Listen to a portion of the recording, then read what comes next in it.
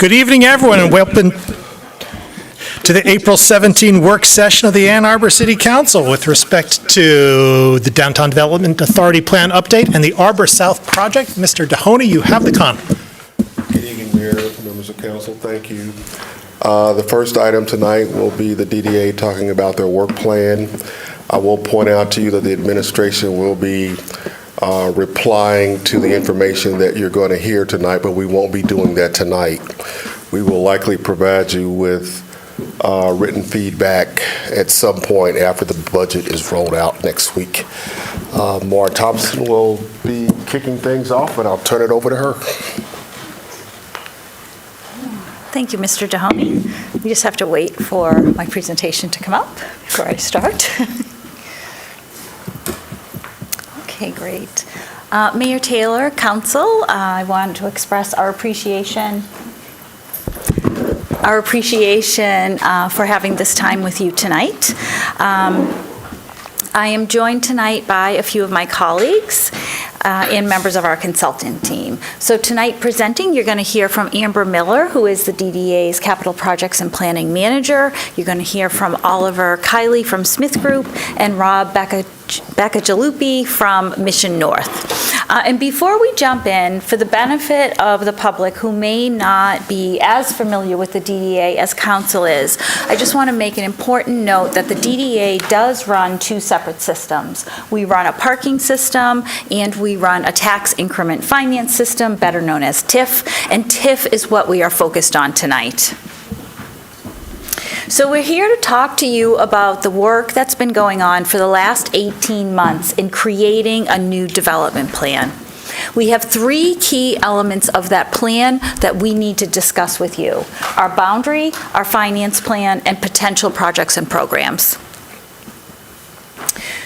So there will be two key decisions that Council will need to make when we have our development plan completed and bring to you in August for your consideration. One of those decisions is regarding our current funding model and the potential switch to a gain share model. And the second is related to the DDA boundary. So these two decisions result in four potential scenarios that we're going to walk you through tonight to demonstrate the anticipated outcomes of each. And from your feedback, we will determine what is included in that new plan. So to give you a preview of where we're going with this presentation, and there is quite a bit of content, we are actually going to be landing on a recommended scenario that includes a moderate boundary expansion and a shift to a gain share model of TIF distribution. We believe this is a good middle ground approach. It allows the DDA to respond to important needs downtown, and it also allows us to support an evolving downtown. While we will be offsetting costs in some areas, we also recognize that there are near-term trade-offs and impacts to the general fund. These are challenging times for all organizations. Our role is to support city goals, and we are looking for your direction on the best way that we can do that. And just as a reminder, TIF is a revenue sharing tool, and the DDA is a mechanism for the city to use that tool. So what do we want to accomplish here tonight? First, we hope that we convey how we approach our work, which is to maximize the benefit of the funds that we are entrusted. The second thing we hope to accomplish is that we are giving you enough information that you can see how we landed on the scenario that we're landing on and going to share with you tonight. So we'll very briefly talk about plan requirements, and the bulk of this presentation will be spent on those three key elements I mentioned earlier: our boundary, our funding, and then those draft scenarios. And then, of course, time for discussion, and we look forward to your feedback. So just a reminder of the deliverable you will see from us in August. A DDA development plan is required by statute, and it's very prescribed. We talk about it as a development plan. It's actually two separate plans. So you will see a development plan, which just establishes our boundary and the projects and programs we would take on. Separately, a tax increment finance plan, which estimates the TIF revenue and shows how we will use those funds. So with that, I am going to hand it over to my colleague, Amber Miller. Thank you, Maura.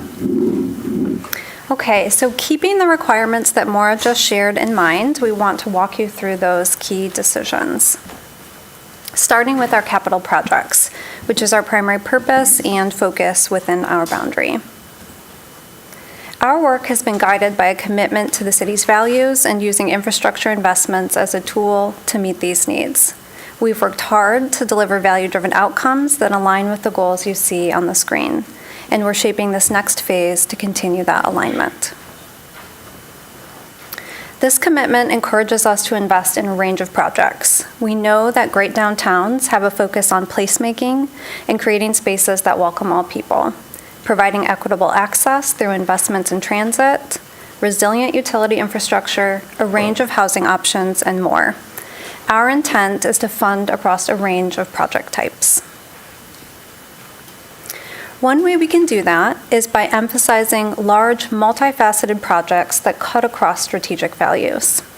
To help make these projects happen, we can partner with other parts of the city and pay for the elements that lack a dedicated funding source. The Fifth Avenue and Detroit Street project is an example of this. Our contribution paid for nearly everything you see above ground, including improved crosswalks and streetscape. We can also fund the full project cost, everything below and above ground, to make a priority project happen. This was our approach with the First and Ashley project, which you see on the screen here, and was nearly 100% DDA funded. Projects like this help bring more people downtown and to downtown businesses. Visits to these streets rose nearly 30% after the changes. As part of our capital work, we're committed to more focused investments as well. We're the only part of the city that installs and maintains the infrastructure that's unique to downtown, including public seating, pavers, and tree grates. We also contribute significantly to annual streetlight and sidewalk maintenance. In addition, we fund utility upsizing and streetscape restoration for Housing Commission developments, and we plan to continue our newly created Elevate Public Art program. And TIF is the tool that makes all of this possible. Regional contributions from the county, the library, the AAATA, and WCC help fund capital projects and maintenance in our regional downtown. Without this tool in place, all future infrastructure projects and maintenance costs would go undone or be the responsibility of the city alone. Overall, for every dollar that the city contributes to TIF, an additional 82 cents is leveraged to maximize investment in value-based infrastructure. And we believe that a strong downtown helps strengthen our city and region. Ultimately, the DDA is a tool to advance city goals through infrastructure investment. And where we do our work is a key decision with this new plan. Today, the district boundaries remain the same as when the DDA was created in 1982. The TIF dollars generated only come from within this boundary and can only be spent within this boundary. And I know that Maura has shown you this slide multiple times, but we thought it was worth repeating for those watching and new to this content. We have not seriously explored boundary expansion here in Ann Arbor, ever. In contrast, the Grand Rapids DDA has expanded 16 times since its creation in 1980 to respond to evolving needs. And that's the conversation we want to have with you tonight. Central to the boundary discussion is recognizing that the needs and opportunities grow as downtown and surrounding areas evolve over time. Boundary expansion can directly respond to opportunities to meet those evolving needs and city goals. We have the opportunity to create safe, welcoming gateways into downtown and between business districts, connect downtown to the river, address underutilized and contaminated sites like 721 North Main, support maintenance needs, and expand or reinvest in affordable housing. Key areas include to the north, along North Main and the Division Broadway Bridge area, and to the south along the Packard and South Main corridors, and south of South University. These are areas where development is already taking place and where the DDA can help meet infrastructure needs. A range of expansion areas were considered, shaped around these potential projects, corridors, and parcel boundaries. This map shows the potential expansion areas relative to the comprehensive plan draft land use recommendations. The DDA boundary does not require or trigger a land use change, but alignment provides opportunities to coordinate services, critical infrastructure needs, and amenity improvements in these areas. Next, we assess the level of needed public infrastructure investment by potential expansion area, which you can see in the map here. Red indicates the highest level of identified infrastructure investment needed, and yellow the lightest. This further reinforced areas where there's the greatest opportunity to use the DDA as a tool to support city goals. With all of this in mind, the map you see on your screen shows the recommended expansion area. This includes 2 areas north of downtown and 3 areas to the south. To summarize, an expanded DDA boundary creates an opportunity for the DDA to participate in new areas to address evolving needs, help offset public utility pressures, make connections to business districts just outside of our boundaries, and expand where we invest in affordable housing. And now I'm going to turn it over to Rob to talk about our finance plan. Thank you, Amber. I'm going to focus a little bit on your current TIF cap and how that affects your development plan. So this slide shows a standard TIF model. This is kind of how TIF typically works. The orange rectangle on the bottom represents the base that's established when the DDA was created. And the blue triangle on the top represents capture that the DDA would capture. So typically 100% of that blue portion would go to the DDA for infrastructure and other programs. Most DDAs use this model, but of course there are some exceptions, and of course Ann Arbor is one of those exceptions. So this shows the current TIF cap model that you use in Ann Arbor. And what's unique about this is that TIF is limited on both the bottom and the top of the chart. On the bottom, per ordinance, the DDA does not capture any inflation, so that's retained by the taxing authorities such as the city. Additionally, in 2017, the DDA funding was further limited by a TIF cap, and with the cap in place, DDA capture is nearly flat. And that's again because you've got a limitation on the bottom with inflation not being captured, and then a 3.5% cap on the top. We estimate by 2033, more than 50% of TIF revenues that would have been captured by the DDA under the standard model will be distributed to the taxing units under the current situation. So as an alternative, as you know, we've been exploring the Grand Rapids DDA's revenue share model. They introduced a gain share model following a change to state law a few years ago. They worked with taxing authorities to determine a percentage share. They began at 10%, as you can see on the chart, and they gradually increased to a maximum of 25%. By using a percent share instead of a cap, everyone's revenue grows together. This model maintains the majority of the available funding to reinvest in downtown infrastructure. So we are recommending a shift to this model, this gain share model.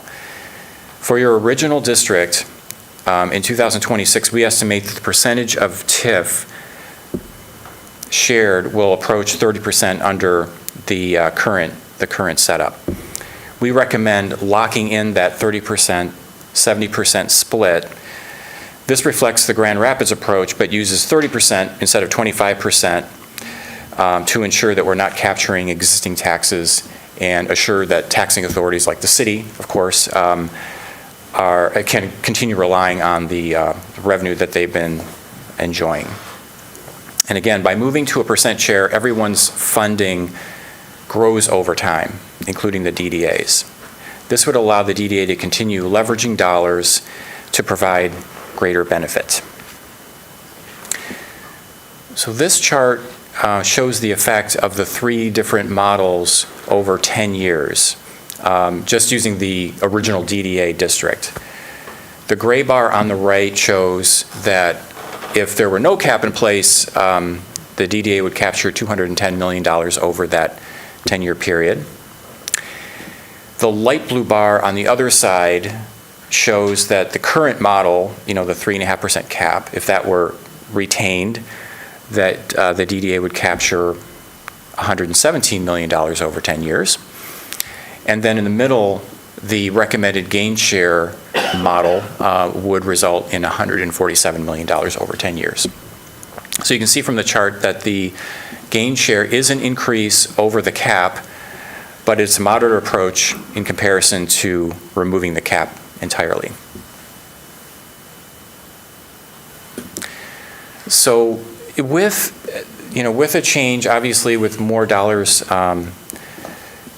to work with the DDA, one of the big opportunities is a downtown service team. In talking to the public, in talking to business owners, talking to city staff, there are a number of issues that currently lack a clear champion. These include things like snow removal in overlooked areas like crosswalks, ADA parking ramps, landscape maintenance downtown, barricade deployment for street closures, and help with sidewalk garbage. While it's not the core of what the DDA does, the DDA does see value in addressing this with a consistent revenue source to implement. Now, we've showed projections for, and we discussed the current district, but Amber discussed the possibility of expanding geographically the DDA district. So with that, if the DDA boundaries were to expand, of course, the DDA would need a funding model for that as well. Again, we were proposing the same Grand Rapids gain share model. Since these would be new areas to the DDA, and any tax revenue would start small and grow slowly, we recommend a stepped approach where we would start out with the DDA capturing 100% of the capture, and then after the first 10 years, that would change in year 11 and would kind of step up from there. So keep in mind, the city and other taxing authorities would continue to keep the inflationary gain that you have in your ordinance. So this chart shows the estimated revenue gained by the 5 areas that Amber showed earlier if they were added to the DDA. And this is again is over 10 years. And this does assume that no taxing authority opts out, which is a possibility. So revenue generation alone, of course, is not the only reason for expansion. Obviously, as Amber kind of alluded to, it's responding to the needs of an evolving downtown.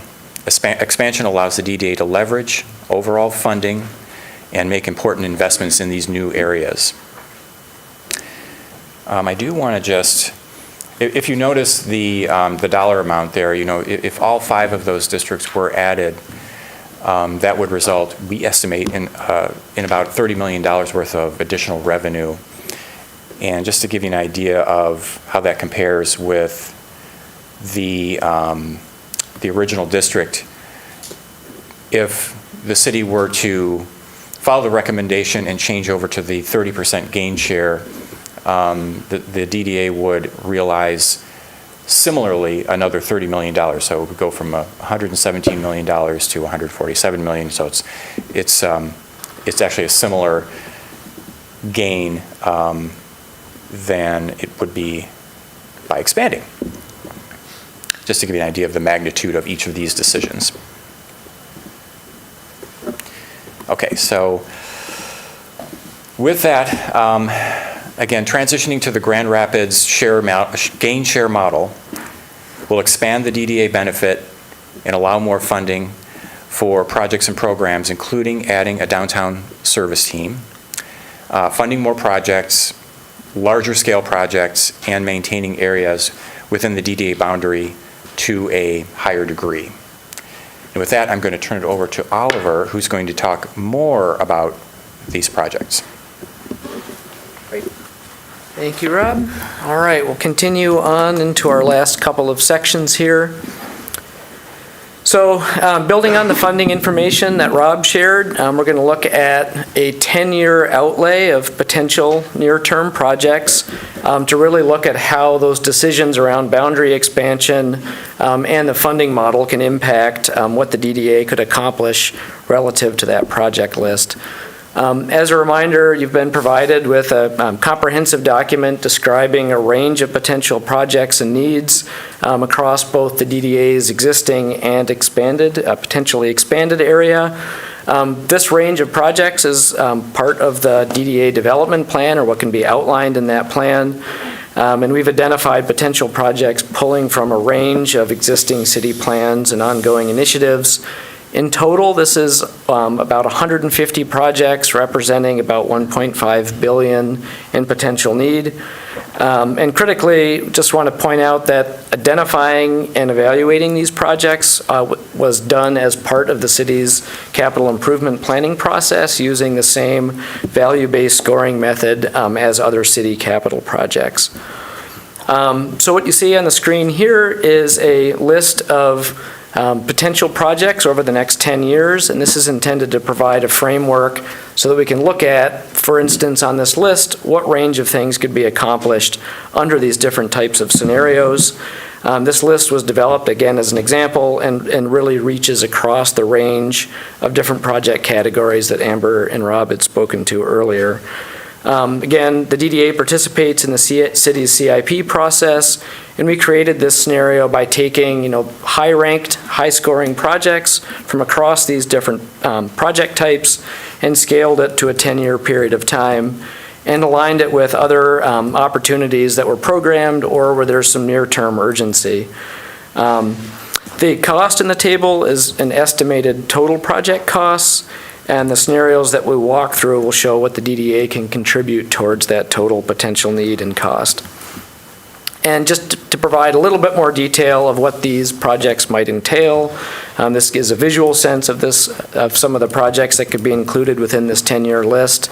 So for example, looking at improvements to event bollards that are used downtown for the street closures, that could be paired with the service team that Rob spoke to and could be a way to more effectively deploy barricades for events and facilitate street closures. Support for bus rapid transit and improvements that align with the RIDE's 2045 long-range plan. Investments in many of the downtown parks and open spaces, including the potential to remediate 721 North Main, create trail access through there, and improve stormwater conditions. Other street projects could include priority safety corridors and improvements along those, like Washington Street and North Division. And lastly, improvements in sustainable energy investment, including geothermal installations in the downtown area. Also worth mentioning and underscoring that all of these projects are also aligned with utility improvements and upgrades. So we really see this pairing of projects with utility improvements as a critical tool for supporting jobs, improving the resiliency of downtown, and accommodating more residents, jobs, and visitors to the downtown area and to the city as a whole. And then lastly, the DDA has an ongoing commitment to affordable housing, and this is reflected in this project list as well. Principally, the DDA, this is an important distinction, has two ways of supporting affordable housing, both through infrastructure work that directly offsets costs that an affordable housing project might otherwise have to take on, utility upgrades, things like that, and then also to the DDA's longstanding commitment to the Affordable Housing Fund and grant program. And, in addition, there's ongoing geothermal studies that are underway in the city and looking for opportunities to pair some of those geothermal energy projects and aligning those with Housing Commission properties and public sites for affordable housing will be a key strategy as well. So looking across these near-term projects, the DDA is prepared to expand or contract their activities over time, depending on direction from council. If DDA funds remain restricted, they'll need to contract their scope of activities over time, which likely means only focusing on the kinds of projects that might not happen at all without DDA funding. On the other hand, if DDA funds increase, TIF can really continue to be used as a tool to support projects, for instance, those that might be threatened by federal funding, additional support for affordable housing infrastructure, transit improvements, sustainable energy, and non-motorized projects. So those are all reflected in that 10-year list.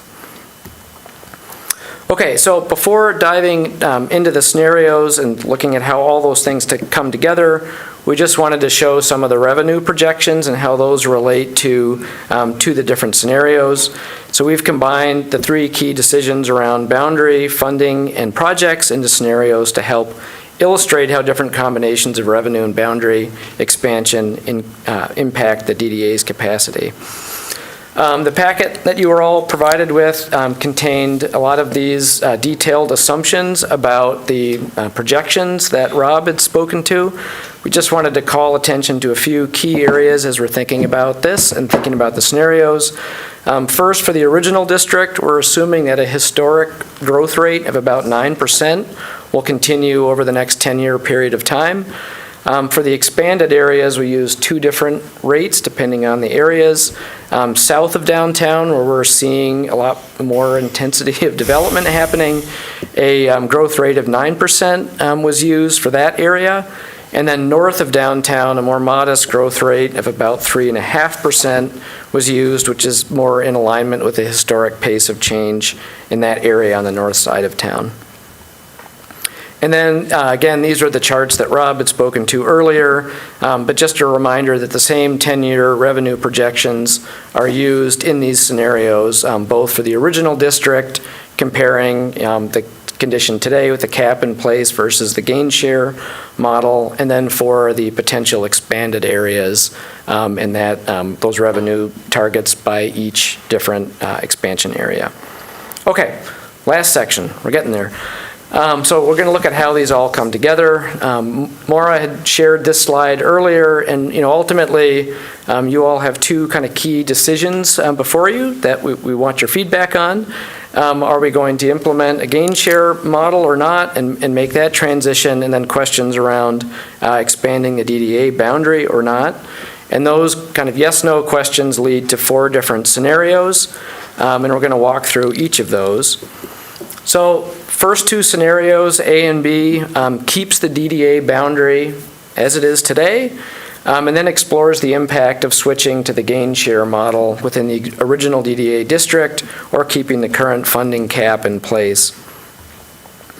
And so scenario A, this reflects kind of the status quo of where we are today, sticking with the existing boundary and keeping the cap in place. In the project list on the left, you can see some of those projects are grayed out, and it's just highlighting the projects that fall within the existing DDA boundary today. So some of those projects are dropping off. This ends up totaling about $98 million in potential need. We felt to be helpful to think of this 10-year plan in terms of yearly averages as well. So if you look at the charts on the right, for the projects within the DDA district, the average annual identified need is about $10 million a year in spending to get through those projects, compared to about $6 million available in funding for each year.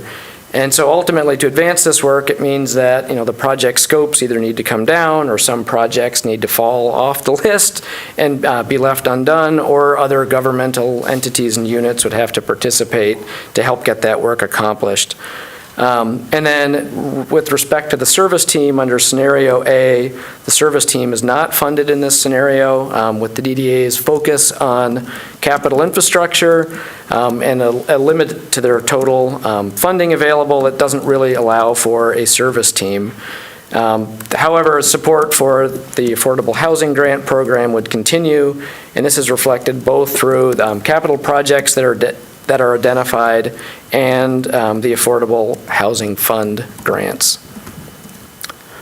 So scenario B looks at that same list of scenarios and projects that are just within the DDA boundary as it is today, but then looks at what can be accomplished with the gain share model in place.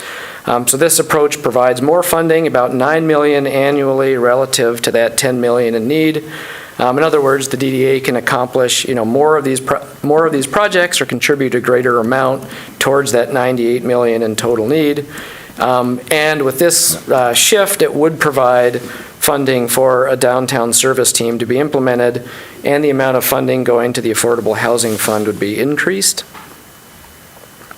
So now for scenarios C and D, similar approach, but this is now looking at the areas where the boundary is expanded and that mix is included, and then looking at whether the gain share models are included in that or not. So with an expanded boundary, you can see all of the projects in that potential 10-year project list are now included. That's about $150 million in identified need. And from an annual average basis, again, scenario C does not switch to the gain share model. It keeps the cap in place. This is now about $15 million annually in identified need versus $10 million in funding through the DDA. That would leave a bit for other entities that would have to pick up that difference, or the work would be left undone. And with the similar to scenario A, with the TIF cap remaining in place and funds restricted relative to the amount of infrastructure, the DDA would stay focused on capital projects and would not pursue implementation of a service team. But it does provide slightly more revenue for housing, similar to scenario B for the Affordable Housing Fund. And then last, on scenario D, this is using both a gain share approach and the expanded city boundary. Again, same list of potential projects, but this is generating about $12 million annually compared to $15 million in identified project need. Does provide funding for a downtown service team, and the modeling also looked at starting to expand that service team even into the expanded areas within that 10-year period of time. And then this would fund the Affordable Housing Fund at the highest level across any of the scenarios. Ultimately, this was the approach that was recommended based on allowing kind of the greatest leveraging of DDA dollars to really address the areas that are in need in the evolving downtown.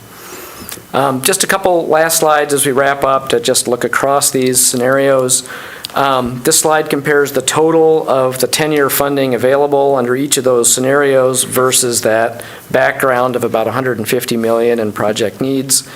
Scenario A is on the far left. That, again, reflects kind of what's in place today, which leaves a significant amount of potential need unmet. And then scenario D on the far right provides the most funding available towards implementing our value-based capital projects. And then lastly, kind of looking at some of the programming side of things, this side shows the programming outcomes. So under scenario A provides the least amount of funding for affordable housing, whereas scenario D can provide the most. And then with respect to the service team, both scenarios B and D would allow for funding of the service team over this 10-year period of time. So before we close, just a quick reminder on process. The team is working to deliver a plan for your consideration on August 18th, as Maura mentioned. Between now and then, we do need to understand your input and your thoughts on these two key questions, because that'll ultimately be part of shaping the plan and the final recommendation that goes into that. So we'll end with kind of where we started. Looking at the capacity for the DDA to implement value-based projects in alignment with the city's goals is a function of both the boundary, which determines where the DDA can operate, and its funding model. So you all have two kind of key questions to consider before you today. Scenario D is the recommended approach based on best meeting the needs and priorities identified throughout the planning process. It allows the DDA to best respond to an already evolving and changing downtown in an environment that's changing outside of the DDA's traditional boundary. And it would allow us to best leverage funding to support critical projects and programs. So these are important questions. Look forward to discussion, and thank you for your time. All right, I can leave that up. So with that, I guess I don't know what the protocol is, but open it up to questions or however, I'll help field those. Great. So, Thank you so very much. Are there questions from council? Councilman Ryan. Thank you. There's a lot that's really positive in here and exciting. My question is regarding the service team, and I have had an initial discussion with Administrator Mahoney about this, but is that, as it's currently envisioned, are those union represented jobs? you want to jump in? I can Okay. answer that. And if so, which union? Yeah, no, that's a great question. So, of course, if we were to create or establish a service team, we would have to put an RFP out. So I don't have a confirmed answer. However, I can tell you that with the research we've done, we talked with the largest provider of these services in the country, Block by Block. They provide these services in over 100 communities across the country. They do have a handful of communities that do have unionized employees. And in speaking with them, it just depends. It depends on the community. So I know Boston, Pittsburgh, DC happen to be union. Detroit, Kalamazoo, Grand Rapids are not unionized. In the information they shared, they do offer really competitive wages. They have really good benefits. They invest in their employees in training, and they have a commitment to really hiring from within. They talked about some of their highest level employees right now actually started out entry level. So I think it would depend on who we ended up going with. The unions that are the Block by Blocks employees are represented by are the Teamsters and I want to say SEIU. Oh, okay. Yeah, those two unions. Okay. Well, I would have a big concern about this if when it was all said and done, the recommendation was not to have union represented workers. I mean, this is the type of work that we have city employees do who are represented by AFSCME, and to me, if we were to contract this out, it would look like outsourcing to me, and I just wouldn't support it. So just putting that on the record. Okay. Yeah, and we certainly have, more research to do. Yep. This was an exploration for us. We think that it's something that could really benefit the downtown, and so what I'm sharing is just... Yes, yeah. absolutely. I'm totally on board with the concept. Just want to make sure that that if we're creating new jobs here, that they're good, well-paying union jobs. Thanks. Further questions? Councilmember Watson. The $1 million associated with, or like budgeted for the service team, is that just staffing? Is there equipment associated with that?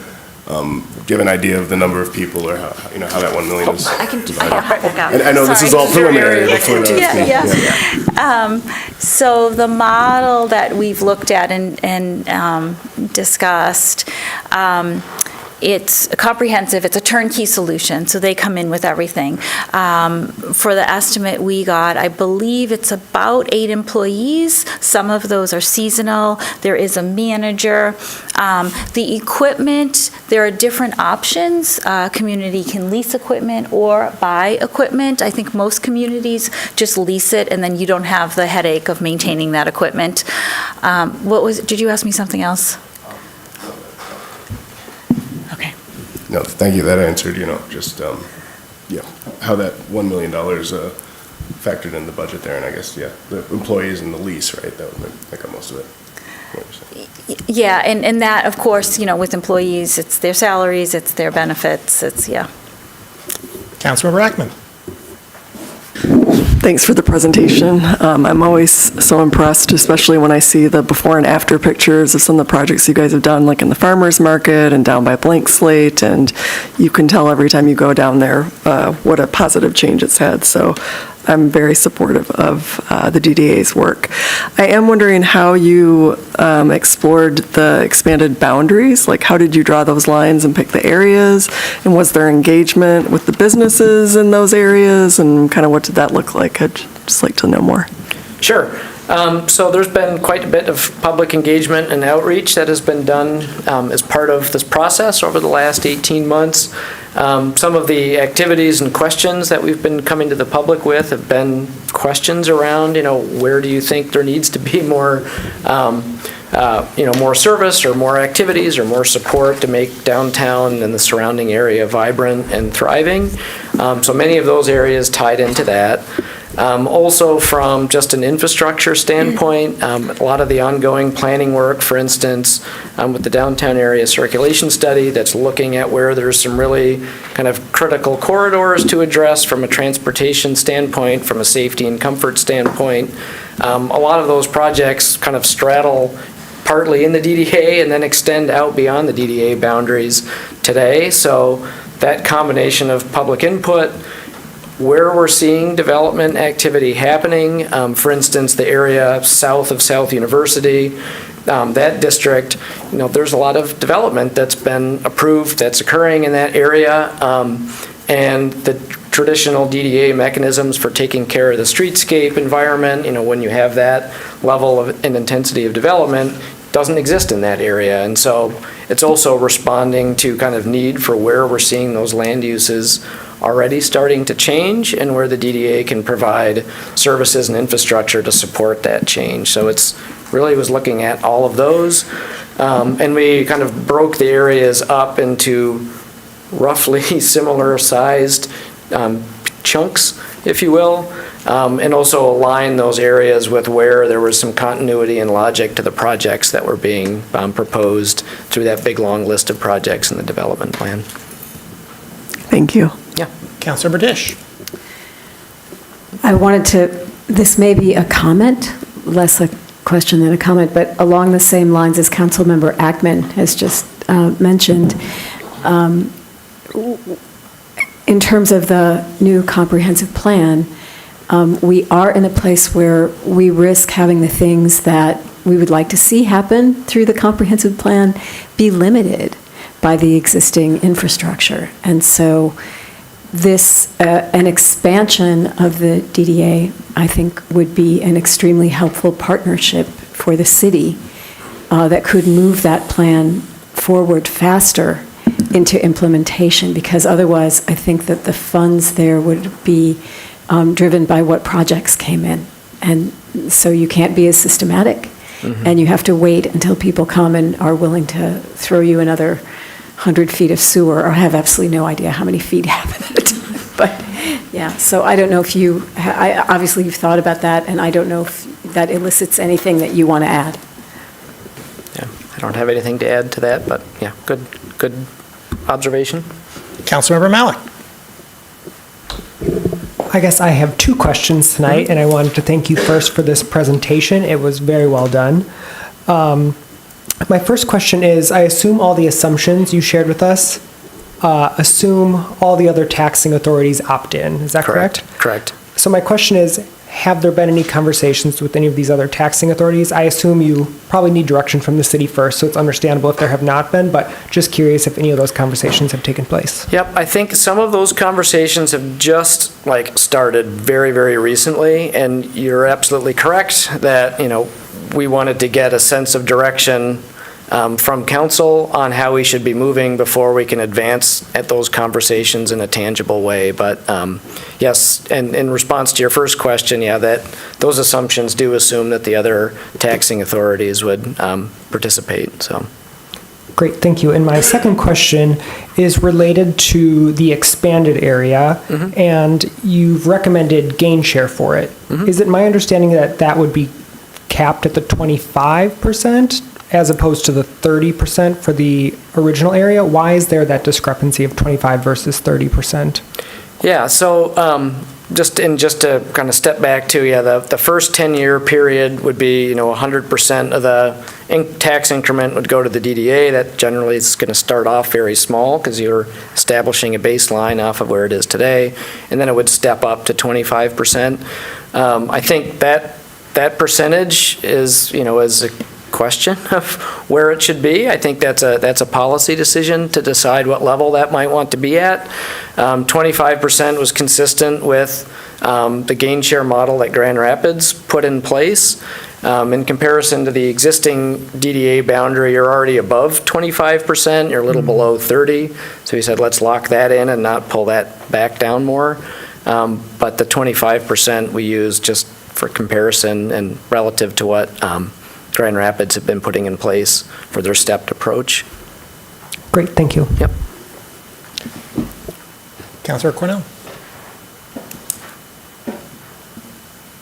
I want to join my colleagues in saying thank you. This is an excellent presentation, and I'm usually very enthusiastic about the DDA and the work that you do, and this is no exception. I think what you've presented to us is really exciting and will advance a lot of our goals. My question was around the downtown service team.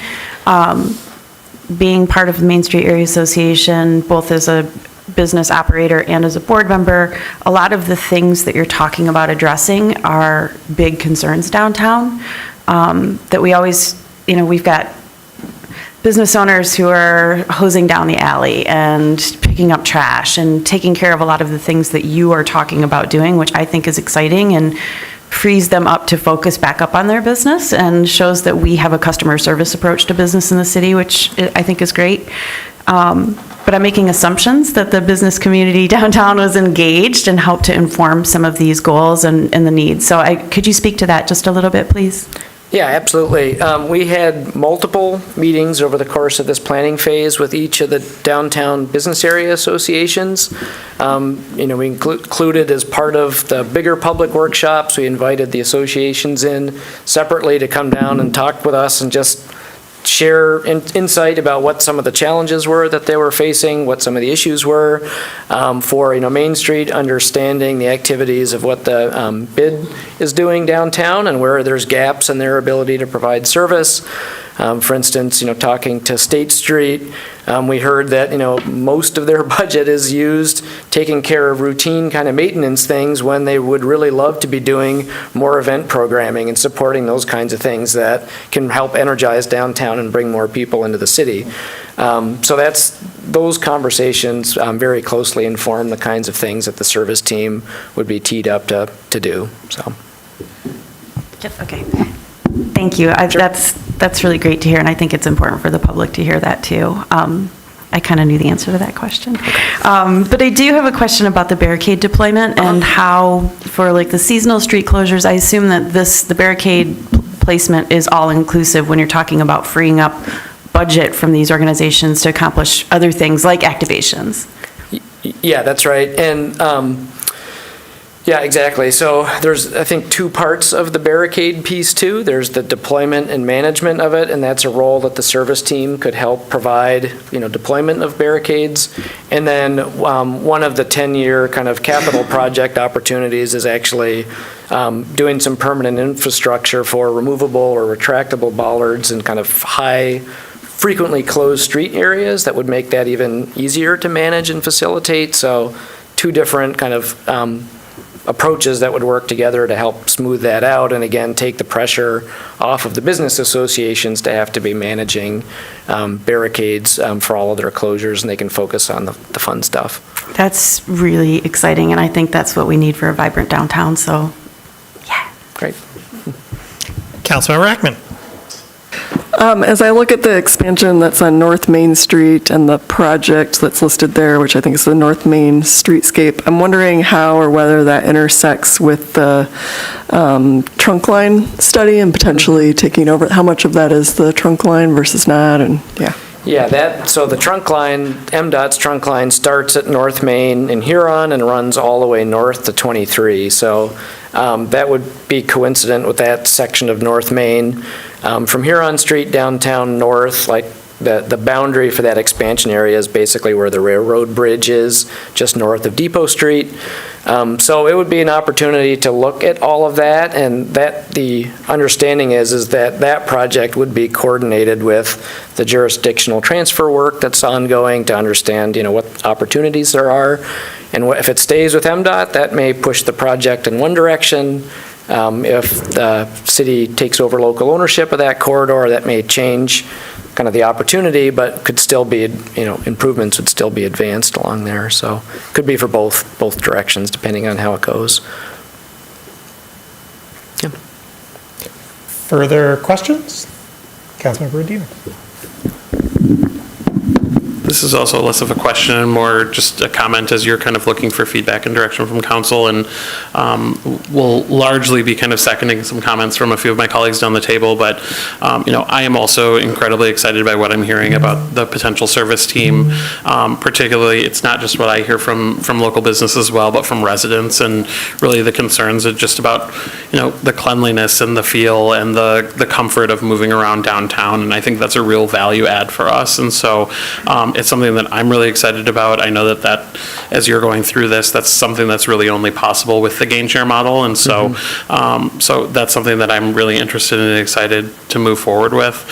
I will also, though, echo Councilmember Ayer's comments that, I think it's really important that we try as hard as we can and look at possibilities to make sure that those are good paying union jobs. I think, I share the same concern about, those are jobs that if the city were employing them, they would be union. So, so that's just something I want to share as well to be on the record about.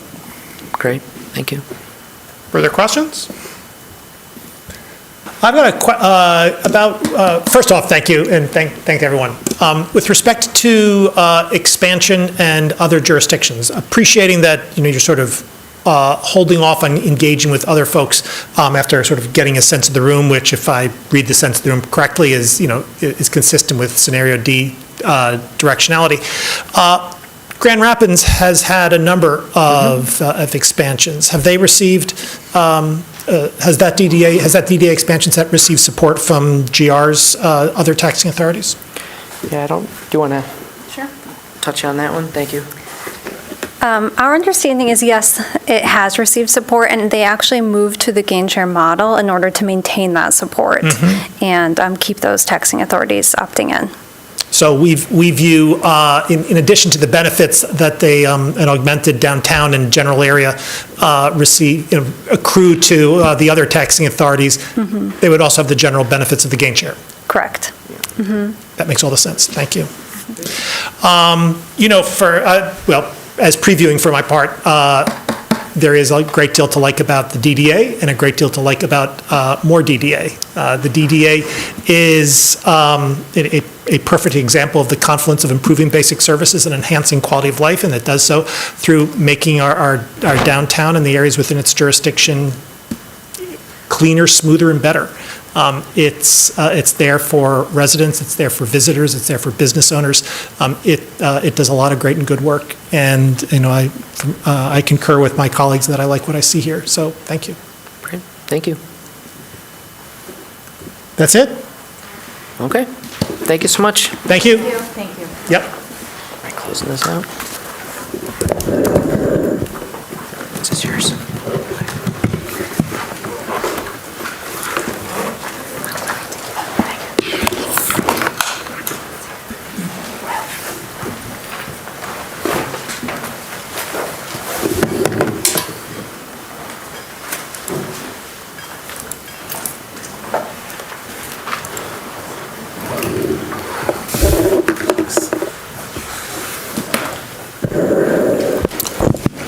So next up, we want to continue our discussion or conversation with you regarding Arbor South, the project that is under consideration by the city.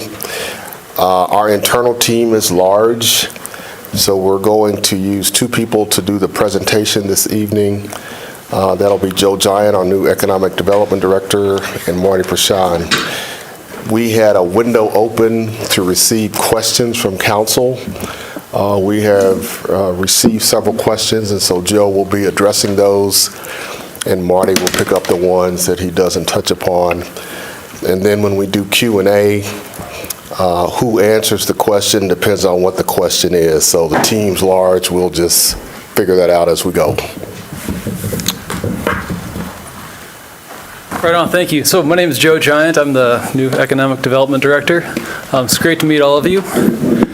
First of all, I want to thank you for seeing the value of economic development in Ann Arbor. I'm personally thrilled to be in a place that's already amazing but still aspires to do even better.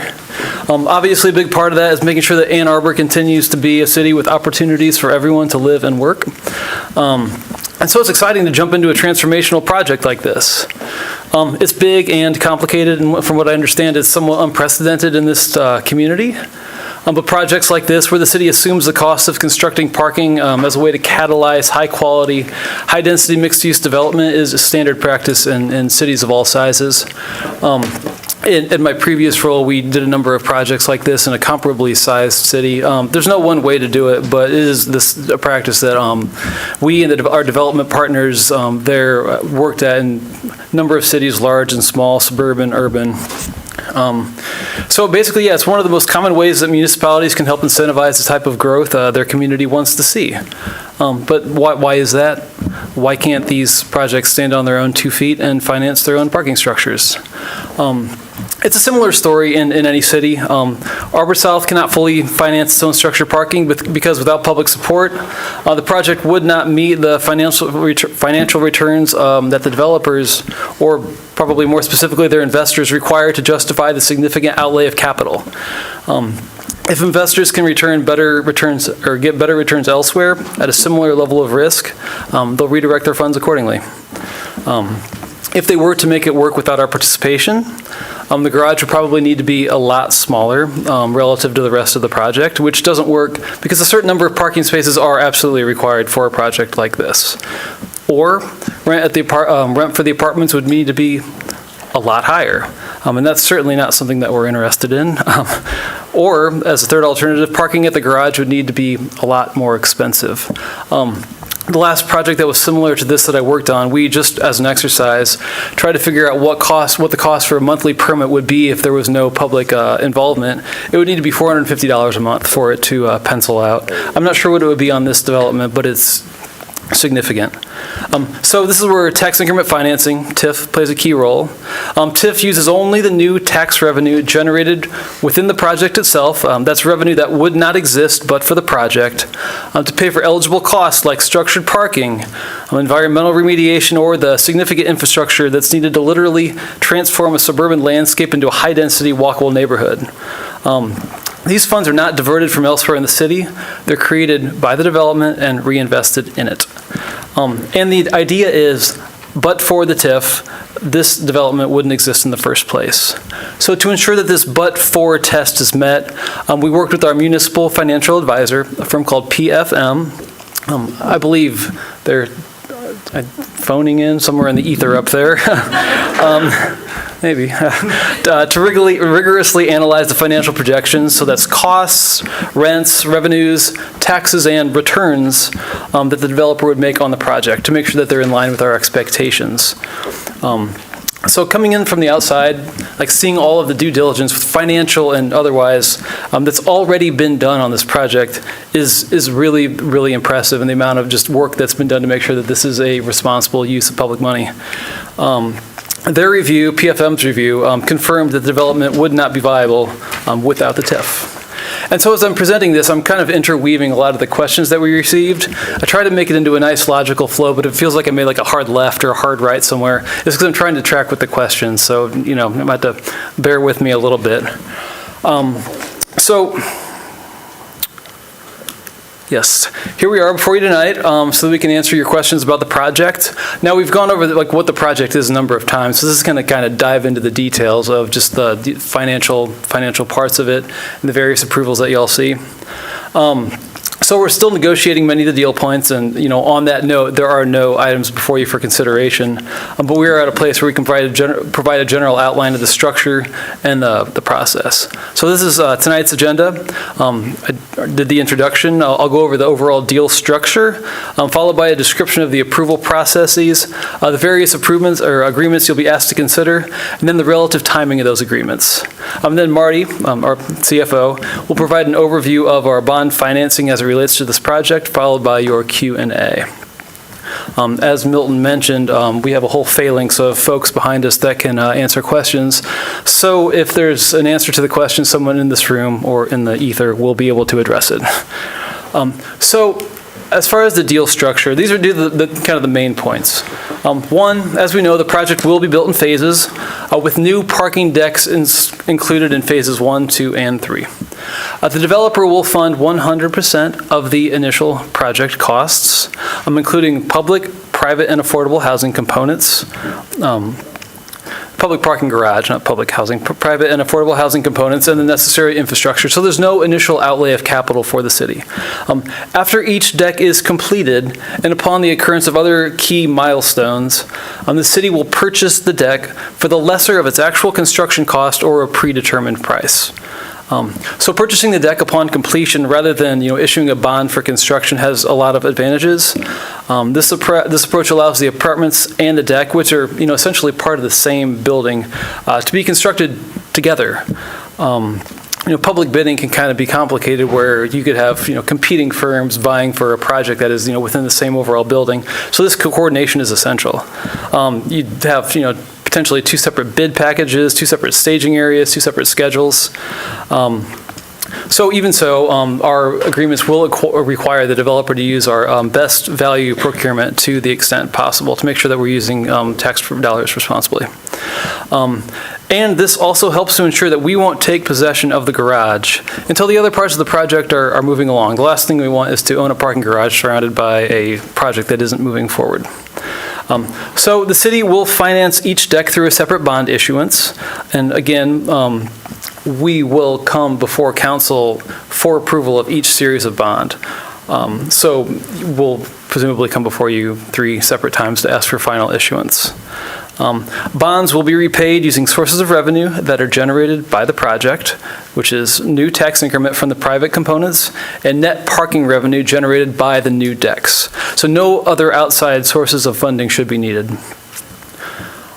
Several of your questions revolved around the approval process, so I wanted to spend some time describing the various items that will be coming before you for approval.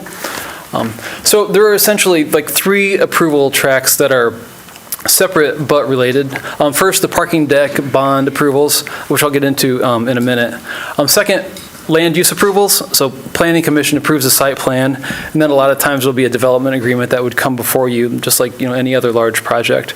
I think the key point with the land use approvals is that the site plan will be for all phases of the project, so it would only come before you once unless there's a change. Third, the affordable housing component. This includes a bond issuance that will be paid for with the affordable housing millage, and because the project will ultimately be owned by the Housing Commission, you all must approve acquisition of the property. Now, the parking deck approval process. So these approvals can be divided into kind of 2 batches. Those that sort of set everything in motion, which called the initial approvals, and those that occur after a number of conditions are met prior to the issuance of the bonds, which I'm calling the final approvals. Each one of these items does require council approval. Our intent is for, they're gray now, they'll be black as I talk about them, but they're each separate approvals. Our intent is for many of these to be presented to you at the same meeting, but that may not be possible. For example, the Brownfield plan needs additional approvals. The Brownfield Authority, the county commissioners, and the state of Michigan need to approve it, and that can take upwards of 90 days. So it might get out ahead of the other ones. So the first one, public-private agreement, the PPA. This is basically the contract between the city and the developer. It describes key components of the project, like the general size and layout of the buildings, where the public ways go, number of dwelling units, commercial square footage, number of parking spaces, and other important items like A20 and Vision Zero components that will be included in the project. And we think that's important, as given the discussion last week, to make sure that those items are listed in a clear black and white fashion, so that there's no discrepancy on what was promised, what was included, so we just know at the end of it if they were included or not. So that would be included in this PPA document. So in addition, it describes the responsibilities of the developer, the city, and it kind of provides a general order of operations. It states that the developer will finance and construct the project, and upon the occurrence of certain events, the city will issue bonds to acquire the parking decks. It includes this concept called the commitment date, which is a point in time by which all of the city's conditions to move forward need to be met, and when all of the developer's conditions need to close also need to be met. Sort of like the developer's notice to proceed to construction and our kind of notice to prepare for a bond issuance. So things that would need to be addressed prior to this commitment date are typically things like the developer is ready to close on financing for all parts of the project. So that would include the market rate apartments, the affordable apartments, and if they have construction financing for the parking deck, that too. All permits would need to be approved and all other approvals received, so that there wasn't something hanging up that would delay construction. The city has approved construction plans for all parts of the project. Now, that kind of sounds like a repeat of the last one, but I would emphasize that the city is going to be owning this garage, so we will have a very heavy hand in playing and deciding what it looks like, how it functions. So just meeting building code specifications isn't enough. We want to make sure that it meets our specifications for a garage that we want to own and operate for the long term. We would verify another condition before the commitment date. We'd verify that our assumptions around TIF revenue and parking revenue are still sufficient to cover debt service on the bond. There would be other ones, but those are the typical ones that we would look for that are probably the most important to make sure that we're moving forward responsibly. So once both parties agree that all conditions have been sufficiently met, the developer would close on his private financing and begin construction. So this PPA document would also describe the milestones that must occur for the city to actually take possession of the garage. We would verify that it was constructed per the plans.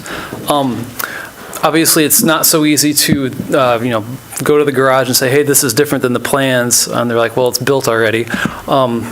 So what we would do to kind of mitigate against that is we would have like an owner's rep be present throughout the construction to make sure that everything was being constructed per the plans. If there were change orders or issues came up, that we had somebody on the site to make sure that they were still acting in our interest. So this document, the PPA, would also identify construction milestones that other aspects of the project will need to have reached for us to take possession of the garage. Again, we want to make sure that the other parking is necessary for the project to move forward, but it's probably the least exciting part of the project. We want to make sure that the other parts of the project are moving along before we would want to take possession of the garage. Now, again, those milestones and some of those other things are still being negotiated, but there are things that would typically be in a document like this. Part and parcel with that document are some other related ones that must be approved for the project to move forward. The Brownfield TIF plan and the TIF reimbursement agreement. So as I mentioned, the primary source of funding for the bond is tax increment generated by the privately owned portions of the project. To do this, a new TIF district would need to be established, which requires your approval. The TIF work plan, which accompanies that approval, outlines what types of expenses the tax increment can be used for, and it estimates how much will be allocated to each one of those categories. The document is still being finalized.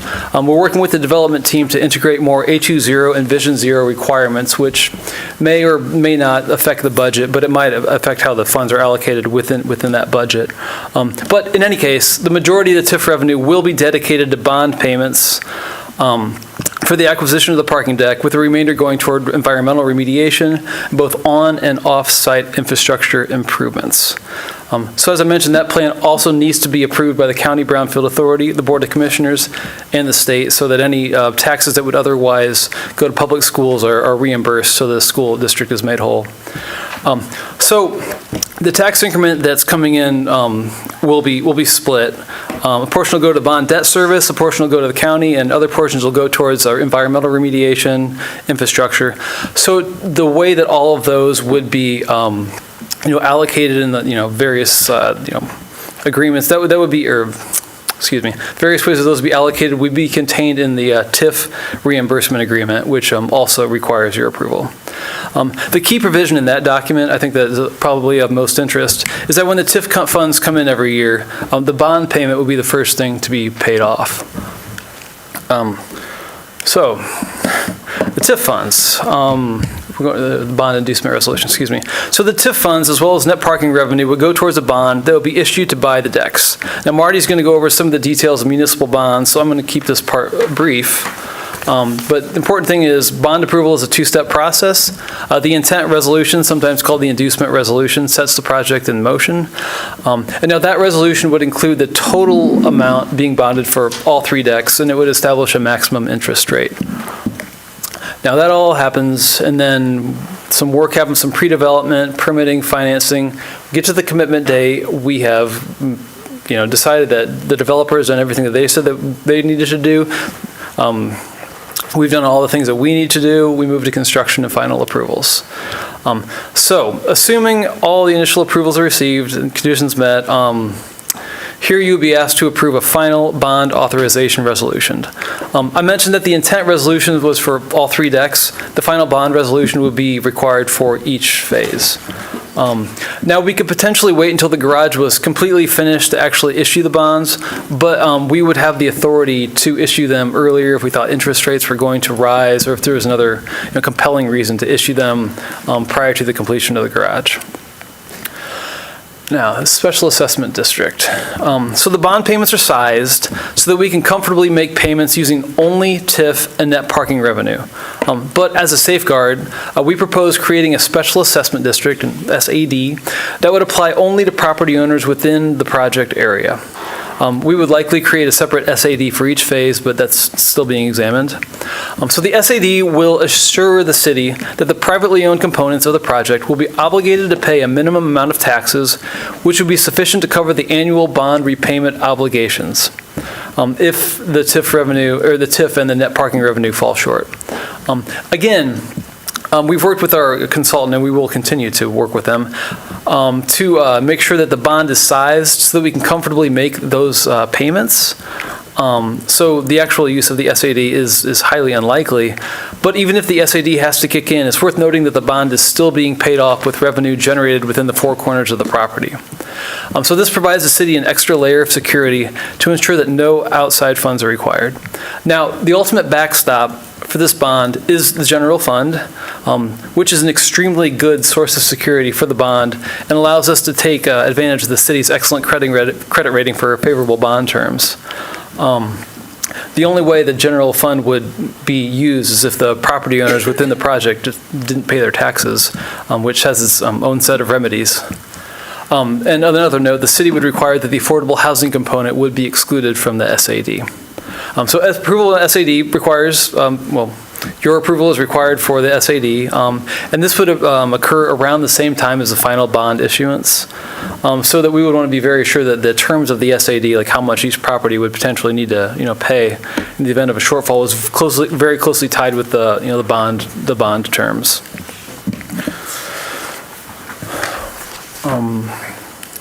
Then the bonds are issued. Garage is built, and we've become the proud owners of it. So a few of your questions revolved around the operations and maintenance of the facility. The cost and revenue projections included in our financial analysis are based on the developer's experience with similar structures. We're taking additional steps to validate these projections. Specifically, to ensure we're planning appropriately, staff has met with the Downtown Development Authority, DDA. We've engaged a parking consultant who will be involved in the planning of the decks. The consultant's review will help refine long-term maintenance and operational cost assumptions, which include, at minimum, a capital improvement plan and a capital expenditure set aside to make sure that money is available down the road when repairs are needed. So with proper maintenance, professional management, and a capital improvement plan, these decks can remain safe and functional for decades. We've received some questions about just future use if parking is still going to be needed. We recognize that mobility trends, land use needs, and urban design priorities continue to evolve. While structured parking is necessary to catalyze the level of mixed-use development envisioned in TC1, probably more so than downtown because we're essentially starting from an area requiring almost complete car dependency. We also anticipate that the demand for parking may diminish over time as density increases and as more sustainable transportation options become viable. Should structured parking become less essential in the future, we'll explore opportunities to repurpose or adapt these facilities to serve the community's highest and best use at that time. It's just impossible to predict what the future holds, but we can be fairly certain that it won't look like a tower surrounded by a moonscape of surface parking as exists today. So building density will require some level of investment. We received a couple questions about general city infrastructure needs and what effect this project would have on current city infrastructure. We are aware of sanitary sewer capacity constraints in this area, and we're proactively determining how to best address those issues. Specifically, a sanitary sewer collection system comprehensive plan is currently being developed. It's evaluating capacity issues system-wide, including these TC1 areas where we expect to see the biggest change in usage, and it'll provide recommendations or recommended projects to be added to the CIP to address those needs. The source of funding will depend upon the type of project recommended, but it could include special assessment districts, developer offset mitigation contributions, or possibly utility funds. Now, it's important to clarify, at this time, there are no sanitary trunk line improvements proposed as part of the Arbor South project. The sanitary modeling analysis for this project shows no predicted backups or overflows in the downstream sewer collection system with the added development flows, which was modeled during the city's wet weather design event scenario. However, the modeling analysis does indicate that the proposed development will exacerbate the existing wet weather constraints in the downstream trunk line sewers, so future improvements will be needed. It can accommodate it, but it is getting to reach its capacity. So with regard to the development itself, most of the street network on the site is proposed to be private, and private roads are, of course, not maintained by the city. The majority of the stormwater infrastructure on the site will also be private. However, new local water and sanitary sewer piping will be owned and maintained by the city. We had a question about maintenance. We don't have maintenance estimates for new utility infrastructure, but anecdotally with lots of experience, newer infrastructure typically requires less maintenance than older infrastructure, but it is a near certainty that sometime over a 30-year period, some level of maintenance will likely be required. So the last two questions that I wanted to address have to do with the analysis that would be done to confirm demand for the parking decks and their financial performance relative to what's been forecasted. So it's kind of a two-parter. One, how can we be confident that future phases of the project will generate sufficient revenue, so TIF and net parking revenue, to support debt service? And two, how can we ensure that the parking decks are actually needed in the first place? First, regarding financial feasibility and TIF performance. Before each bond issue, the city will work closely with its municipal advisor to thoroughly review the developer's financial assumptions, including updated TIF projections. Your approval is required for each issuance, and the public-private agreement, the PPA document, gives the city the discretion to decline to issue a bond if updated projections demonstrate that the project-generated revenue won't cover the debt service. Second, regarding the demand for public decks, it's possible that the construction on the second deck may begin before total stabilization of the first phase, so there might not be enough on-the-ground data to fully assess the performance of the earlier phases. That said, we will always review the most current information that we have before us before proceeding with any bond issuance. If we and our development partners agree that parking demand has substantively changed, we'll act accordingly. There's no sense in building a parking deck that we know doesn't fit our needs. And finally, what happens if the development exceeds its 15% return on investment? Will we have an opportunity to reduce our participation in later phases? Essentially, what happens if the development is successful. First of all, that is an outcome that we are all, within reason hoping for, because it would signal great things for the continued reimagining of our TC1 corridors. Our financial models are based on current rental rates and a realistic inflation factor. However, because return on investment is typically assessed using a 10-year pro forma, it's not possible to determine whether the developer will ultimately achieve the target return based on just a couple of years of data. So put simply, we won't know if those target returns are being met for some time. Now, the specific methodology for determining the city's participation in future phases, beyond the fact that the city will, bond for and own the parking decks, has not yet been finalized with the development team. Those details will be addressed in the PPA document, which will be brought before council in the coming months. In watching the DDA's presentation and how they switched people, we had a conversation a few days ago, like, it would be awkward to have somebody just like go up and then come back, and then somebody else go up and come back. And at the end of this, I'm thinking that their approach may have had some merit to it.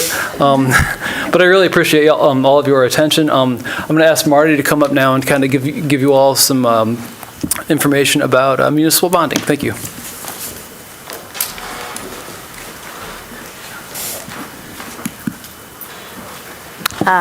Good evening. For my part this evening, I'll be sharing information regarding the bonding process that would be followed should the city agree to use its bonding authority for the 3 parking decks associated in support of the Arbor South Development Project. Although this may not be the most exciting information you'll receive this evening, as I've heard from my colleagues earlier this week, it is nonetheless important part of this project. When the city issues bonds, we generally utilize the same process. And this process should be familiar to you because we have recently done this for our demo and reconstruction of Fire Station Number 4.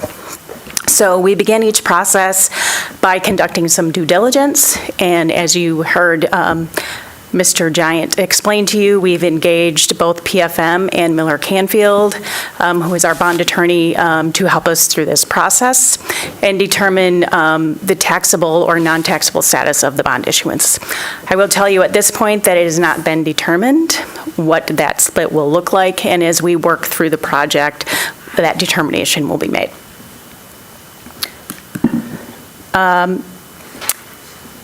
We begin council's involvement with the intent resolution, as you heard Mr. Giant explain. We intend to present to council the intent to issue bonds for all 3 phases at once. This process begins the 45-day referendum period. Our friends in the clerk's office help us through this process by posting a public notice to our electors, and that kicks off our 45-day period.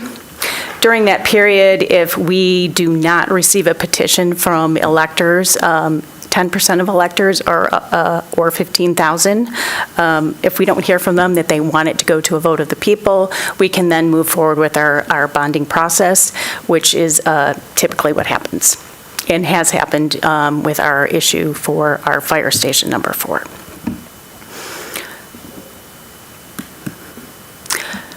While that is happening, the finance team, along with PFM, our financial advisor, begin working on our preliminary official statement.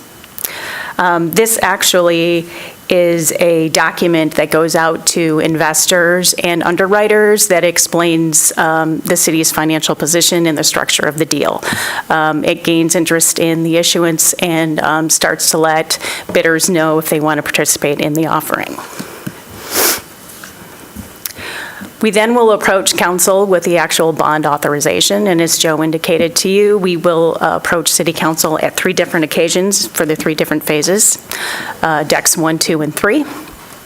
And that resolution will cover the purchase of the completed decks and the land in which it sits upon. While that is happening, we also are seeking our bond rating, and I take every opportunity to publicly say that the city currently has a AAA bond rating, the highest bond rating that is available. This does allow us to receive favorable offerings, and considering the current markets that we are in, we did very well with our recent bond sale. So this brings multiple bidders and usually a good situation for the city in the event that we have to issue debt. We then formally have the bond sale, and that actual sale takes place on a date specific. PFM, as our municipal advisor, gathers the bids, and once the winning bidder is determined, we go through our official statement process, which indicates the actual structure of the deal, specifically the term, the interest rate, and the bonding amount. And then finally, within 2 to 4 weeks of close, we have the proceeds in our accounts, and we have it available for use. Obviously, once you have a bond, you have to pay it back. Once the bond closing occurs, we get an amortization schedule, and it lays out the requirements to repay that debt. And as Mr. Giant indicated, right now, the current analysis of the repayment of the bonds will require both a TIF and parking revenue to satisfy that debt. And should the TIF not come in as forecasted, we will utilize an SAD to back the TIF. As Joe also mentioned, the due diligence on this project will continue through the life of the project. It doesn't stop at the initial onset of the project. As we continue to move through the project and the market conditions change or the deal changes, the financial recommendations, including the debt issuance, may be adjusted. That's all I have for this evening, and I guess that will kick off the question portion of our presentation.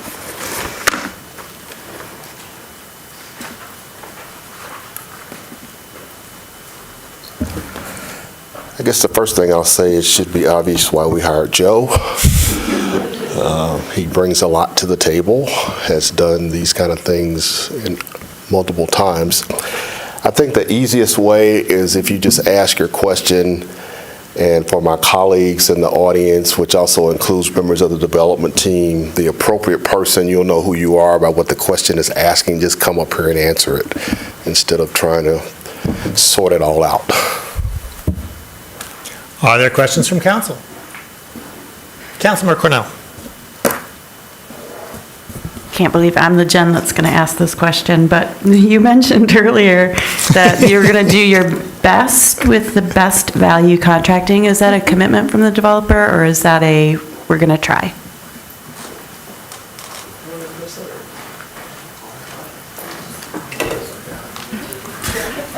Oh, that's a good question. So the city uses best value procurement to procure services. So it's not always the lowest bid that gets you the best project. When you're doing a public project, a lot of times like the procedure is very like ingrained and like city staff will be very used to bidding out a project in a certain way. And if a private entity is doing it, it's just not going to follow that same exact pathway just because it's different people doing it a different way. But the fact that we would require them to adhere to any parts that were, reasonable and applicable to whatever it is that they were bidding out. It would be in that PPA agreement. It just wouldn't necessarily be done in the same process and format that a works department would do it, if that helps. Councilmember Malik. Thank you both for that presentation. It was very well done. My first question is mostly related to the information being presented tonight was slightly different than we had been presented over the past month or two, mostly related to kind of the order of operations. Namely, previously we were told the city would likely buy the land first, then build the decks themselves, and that would start this whole process. Now it's the developer doing that kind of front-end stuff. This isn't necessarily a bad thing, but I'm just curious what prompted kind of this change in approach.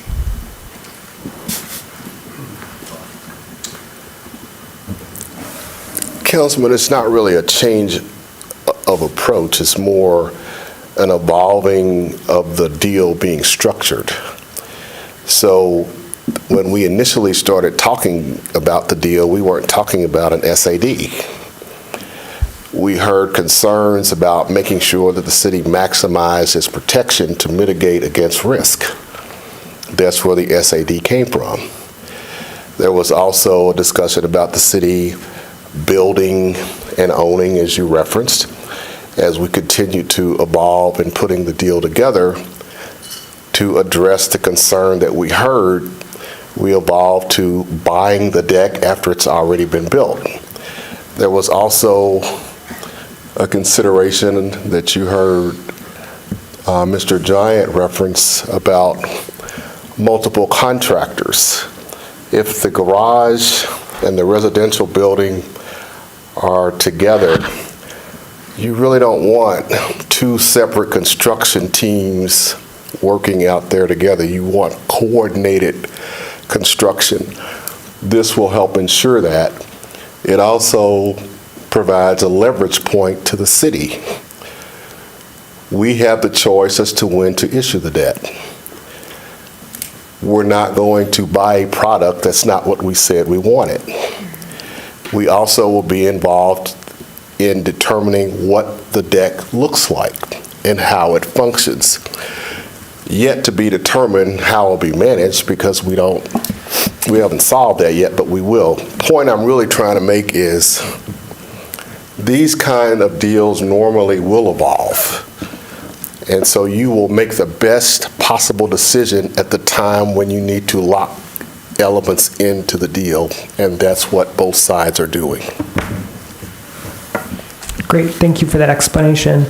My second question is related to the special district, the special assessment district, thank you. I'm curious if by utilizing that special assessment district, does that help us get more favorable bonding terms by having this additional level of protection in place to repay the bond? Do you want to address it? Glad to. Take this opportunity to introduce our outside counsel for this project, Joe Fazio from Miller Canfield. Good evening, everyone. As to your question, councilperson, the interest rate on the bonds will be driven by the credit rating of the city. There are issues on the tax side of the bonds as to whether or not they are supported by a private guarantee that could affect the taxability of those bonds. So the SAD will not be an enhancement to the issuer or reduce the interest rates on the project. Understood, thank you. Councilmember Dish. Thank you. Thank you for the presentation.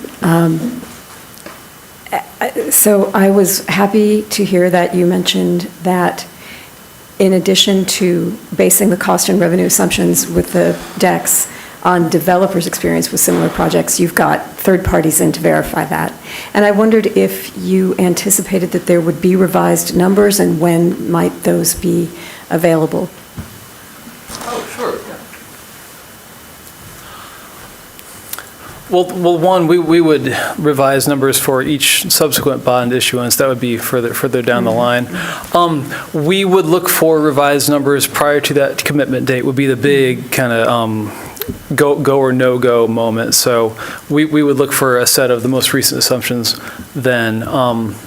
I don't know that we would have them before then. I know the developer is still, continually working on their pro forma, but I know that there is a firm, line in the sand that we will verify our assumptions prior to that commitment date to make sure that we're still able to meet our obligations should we choose to go forward. Okay.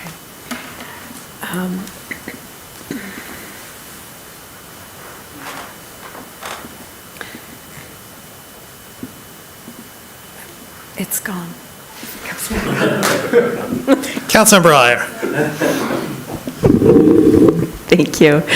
I wanted to return to the question of bidding the project out, and just wanted to get a little bit more detail about how we would make sure that there are the things that we care about in that agreement. And I also wanted to just raise the question of potentially there being a project labor agreement, if that would make sense to cover some of the things that that we typically are looking for in our best value procurement process.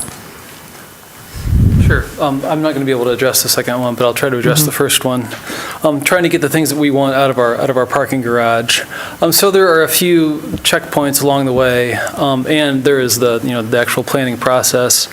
So we just as recently as this last week engaged a parking consultant to help us with the just planning the garage to make sure that it functions as a really well operating garage with just entrances, exits, flow, layout.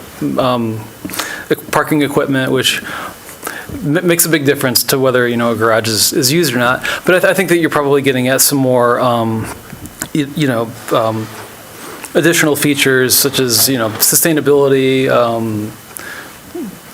transportation. Some of those items. Is that what you're kind of getting? No, at, I'm thinking more about whether the folks building it have been properly trained, whether they're being paid prevailing wage, whether they have health care and benefits, those types of things. Okay. Well, during the planning process for the garage, we'd have somebody involved through that, and we would verify that the construction documents, were constructed per our expectations for how we want the garage to be. And we would verify that prior to the commitment date, and then we would have an owner's rep on site through the construction process to make sure that it was being constructed the way that we expect it to be constructed. Mm-hmm. Now, regarding the people that are actually doing the work, I'm not probably the best person to address that question. Perhaps the developer could.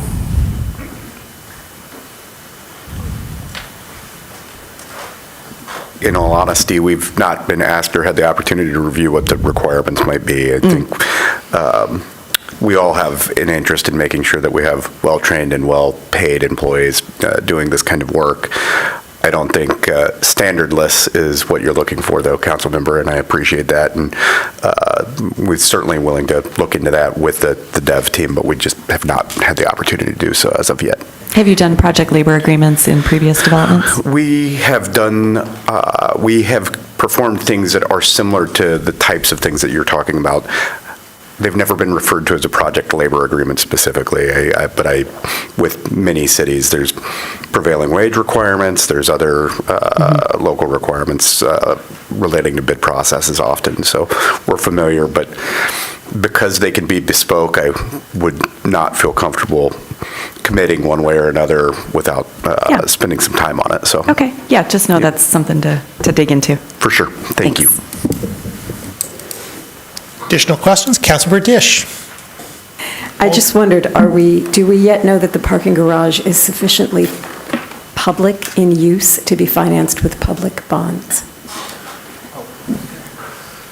We are very, very committed to making sure that these bonds are tax exempt, and to do that, there are, as clear as there can be, requirements that they be publicly, like a public use. Like, we wouldn't be able to master lease it. We would need to allocate parking, like monthly parking passes a certain way. So yeah, our intent and our planning all along is to do what we need to do to make sure that these are tax exempt bonds and this is purely a public parking garage rather than something that's just, built for a specific project. And I note in the PFM document that we have, it looks like a monthly office parking lease is $30 a month, which is $1 a day. That would be a great rate. I know. If that's what's being I think modeled. that's what it says in there, though. Derek, is that right? I don't know if I'm the best person to ask this or if Marty, but what I can say is there's been a lot of numbers suggested to determine what would be potentially reasonable revenue that we could account for from the deck. And there's a lot of models that were looked at and PFM looked at. Those models will have to pass the tax exempt status before we're able to issue permits at any level.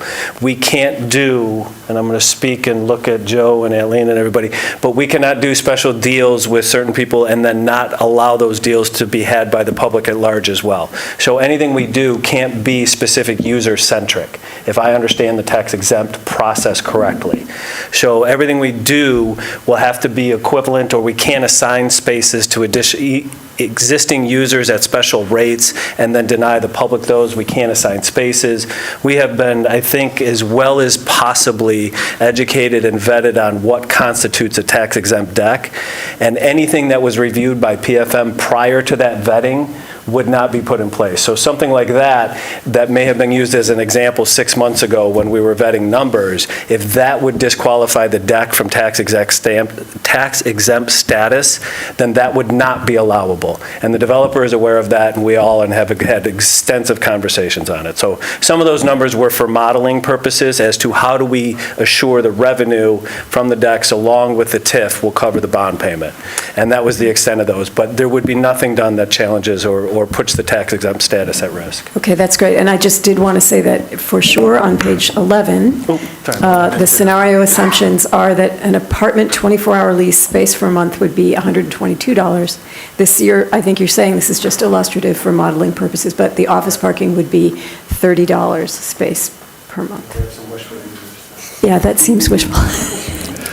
So Councilmember Dish, the one thing I want to circle back to that you heard from Mr. Giant, and I think also from Ms. Bashan, when we bring you the debt issuance for the bond for the first deck, that will have locked in the most up-to-the-minute information that we have at that time.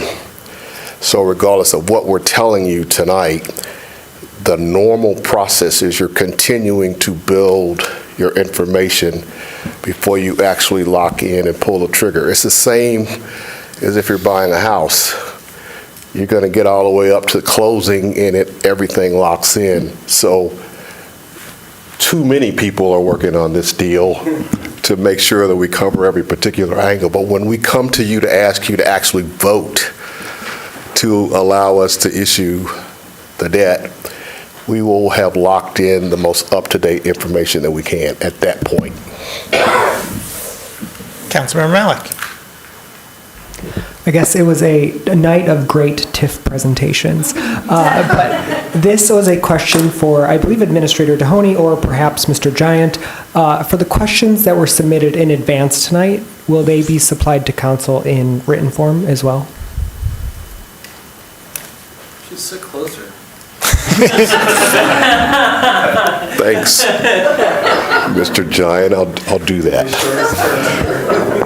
We hadn't planned on that. This is kind of a different session. This is something that council asked us to do. We rushed it to get it on before Monday night's budget presentation. So Sarah hasn't done her normal process of creating a written document, but we've made sure we've responded to every question that we've heard. If we could get them in writing and no rush, that would be very much so appreciated. That's going to take a minute, but we can do that. Great, thank you. Further questions?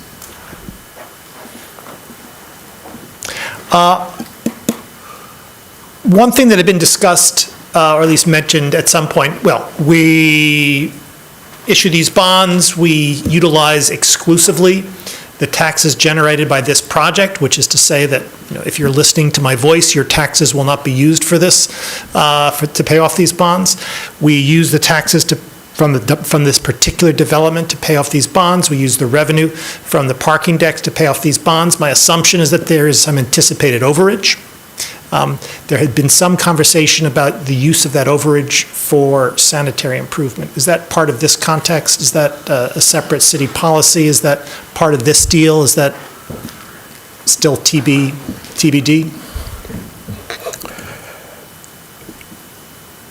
The first plateau we have to get to is exactly how much do we need to pay back the debt. If there is additional TIF proceeds available, we anticipate that there will be. The administration's position has been and still is that it should go to address infrastructure-related needs in the area.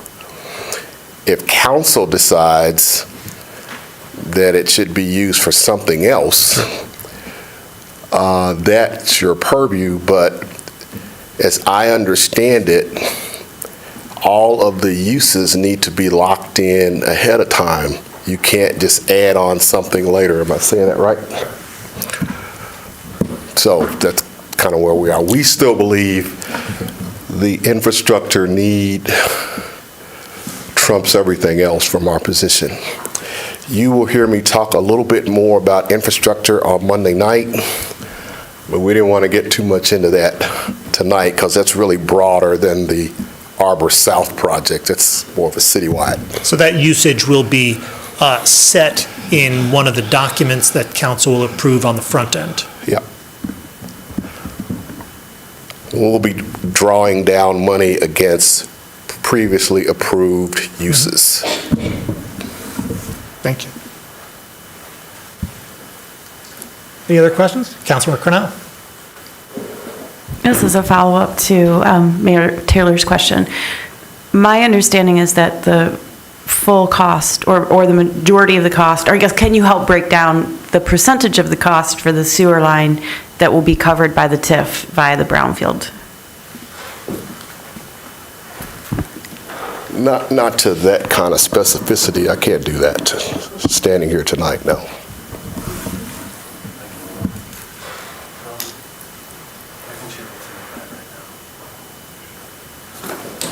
I was going to say, as we review the brownfield plan, the brownfield plan is the place where this will be identified and where all the eligible activities are listed.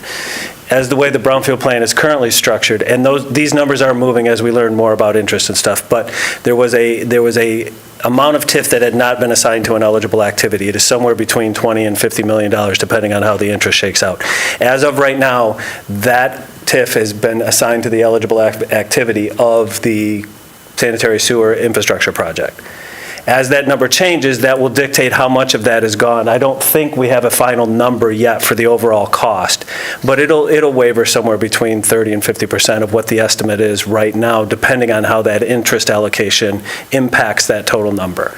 But as of right now in the brownfield plan, that eligible activity is in the plan, and the unassigned TIF that everybody had been talking about previously has been attached to that eligible activity as right now.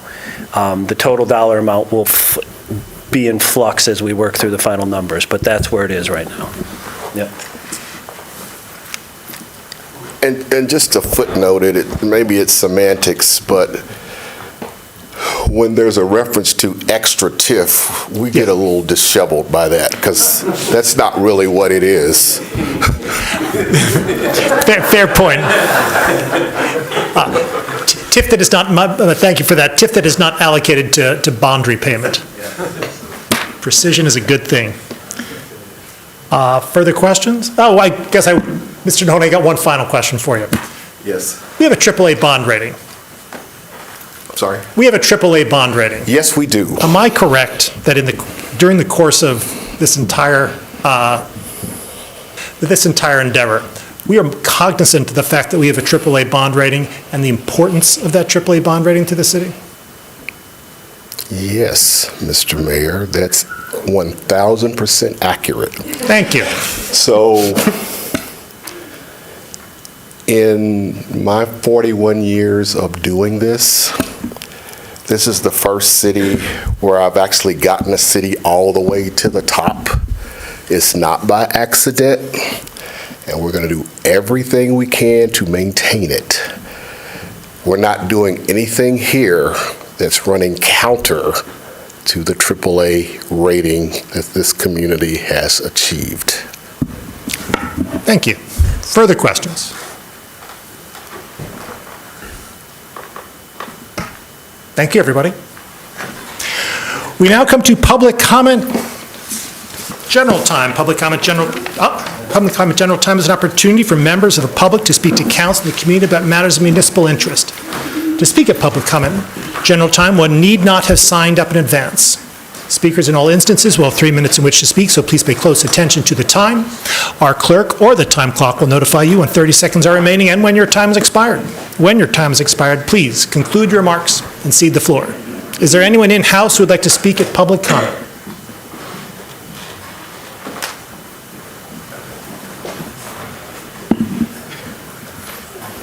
Thank you, Mayor Taylor and Council. Ken Garber, Second Ward. This is an exciting project, but at this level of public participation, as I understand it, about $300 million over the term of the Brownfield Plan, 30 years. This project should be a model of climate responsibility and conformance to the 820 plan. It falls way short of that at this time. To its credit, the developer will be electrifying the multifamily units with air source heat pumps, I believe. But the 30 condos will have a gas connection, will have gas cooking appliances at a minimum. The restaurant and retail also they're reserving gas for. Also, the 820 plan, as you know, calls for all new construction beginning in 2022 to not only have no gas connection, but to meet net zero energy standards. This project makes no attempt to do that. To do it, it would probably have to develop geothermal field underneath and generate a significant amount of energy on site. I've heard nothing along those lines. In addition, there will be gas connections to all units for backup gas generators. This also goes against the 820 plan, which calls for battery storage in the event of emergency. So my point is that while many of these provisions aren't enforceable with new construction now, in this case, the public's massive participation should compel the developer to conform fully with our standards as set forth in the 820 plan. So I believe this is achievable, and the developer can still get the necessary return on investment. At the very least, these opportunities should be explored as soon as possible. Thank you. Thank you. Is there anyone else in House who would like to speak at public comment? Is there anyone online who would like to speak at public comment?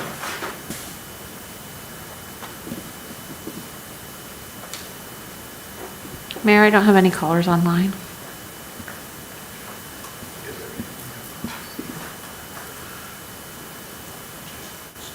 Seeing no one, public comment is closed. Are there communications from council? Can I have a motion to adjourn, please? Moved by Dishkazi Edwin. Discussion. All in favor? Opposed? We're adjourned.